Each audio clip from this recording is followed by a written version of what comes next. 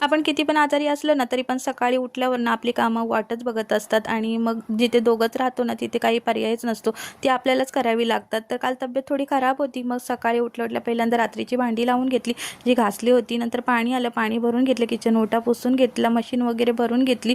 नंतर मग मितांशलाही 4-5 दिवस स्कूलला पाठवलं नव्हतं, मग त्याच्यासाठी इथे बेसनचा पोळा आणि चपाती बनवली होती, मग त्याचा टिफिन वगैरे पॅक केला, त्याला स्कूलमध्ये सोडून आणलं आणि बाकीची कामं आल्यानंतर केली होती। तर हा कचऱ्याचा डबा पडला होता तो ठेवला।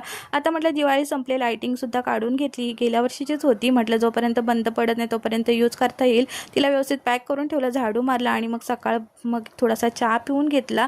लगेचच मितांशला आणायचा टायमिंगसुद्धा झाला, टायमिंग कधी निघून जातो तेच कळत नाही। आणि मग दुपारच्या जेवणासाठी मामीने मला म्हणजे मामीकडे बोलवलं होतं आणि मग तिने दह्याची कढी बनवली होती आणि ती मला खूप आवडते आणि माहेर जवळ असल्याचा हाच फायदा असतो की एक टाइम तरी जेवणापासून आराम भेटतो आणि आपण आजारी असलं तर त्यांच्याकडे जाऊ शकतो। तर प्लीज सबस्क्राईब